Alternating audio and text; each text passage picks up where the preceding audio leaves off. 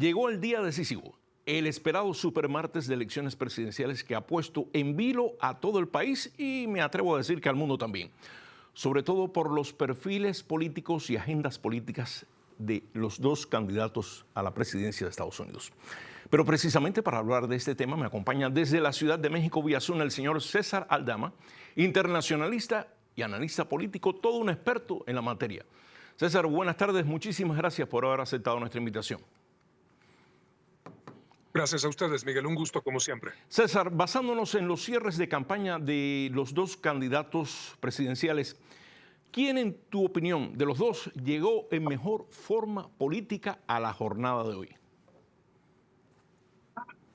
A ver, desde la percepción que tenemos acá en México, sin duda que hay una ventaja en cuanto a tendencias para Kamala Harris debido al repunte que tuvo que hacer de manera muy pronta y que no le dio tiempo de establecerse en lo que llamamos nosotros una meseta, es decir, estancarse, sino que la percepción que se tiene es que siempre creció, a lo mejor no al ritmo que hubiera querido o al ritmo deseable, pero siempre creció y cerró justo ahí donde todo indica esos 19 votos del Colegio Electoral de Pensilvania van a ser cruciales.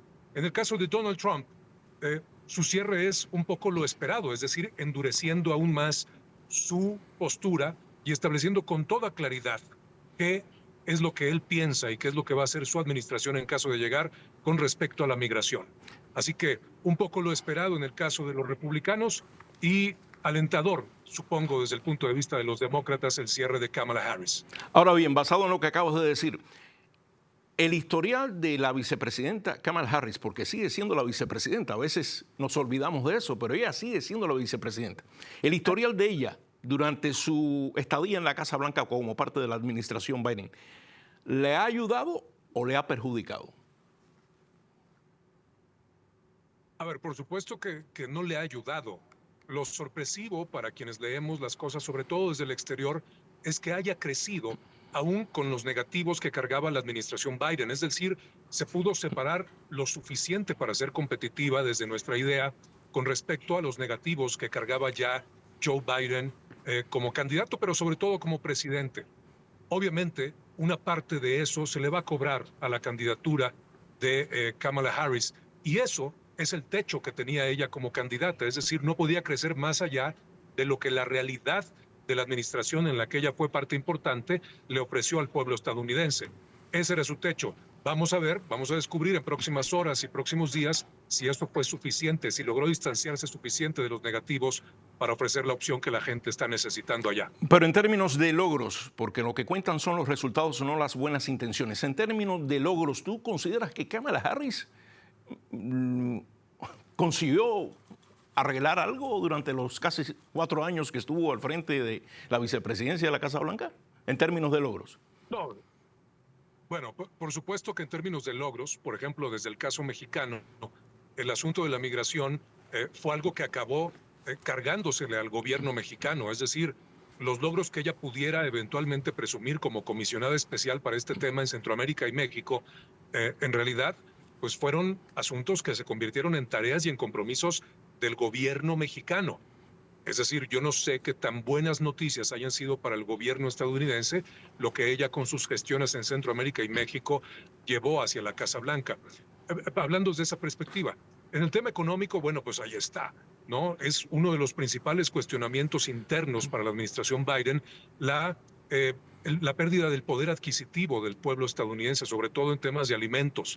Y con eso, indudablemente, con un porcentaje, aunque no le toque ejecutar a ella la política económica, sí que le toca cargar con los negativos de un gobierno al que ella pertenecía de manera decisiva. Así que en cuanto a logros, en realidad es difícil de presumir algo a cargo directamente de Kamala Harris. Promesas, posibilidad de distanciamiento de los negativos de Biden, ahí es donde yo creo que se basó su campaña y donde se basó su crecimiento hasta la fecha de la elección. Ya para concluir, César, para no dejar fuera del tema, por supuesto, al candidato republicano, el expresidente Donald Trump. Él dijo esta mañana que más que la inflación, el problema número uno a resolver es el de la inmigración, la ola migratoria que está ingresando por la frontera sur a Estados Unidos. Él dice que si México no se suma a la solución de este problema, y lo dijo públicamente, él iba de alguna forma declarar una guerra comercial, guerra arancelaria. ¿Consideras que México va a ser receptivo a esas palabras en caso de que Trump gane las elecciones?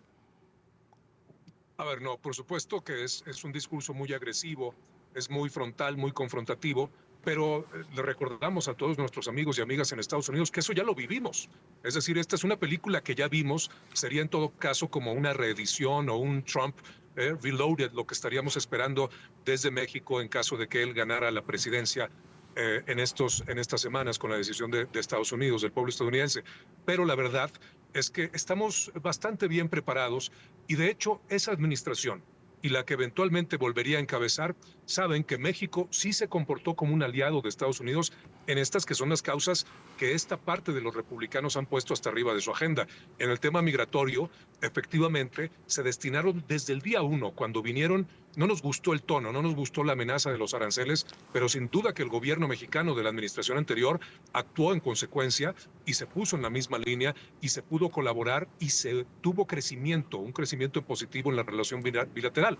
Así que hay una preparación, hay conciencia. No nos gusta el tono, pero sin duda que hay una preparación para un eventual. César Aldama, me dio mucho gusto conversar contigo. Ya sonó el silbatazo, el balón no rueda más, pero gracias por haberme acompañado desde la Ciudad de México, nuestro internacionalista y analista político César Aldama. Un gustazo como siempre, César. Nos vemos pronto.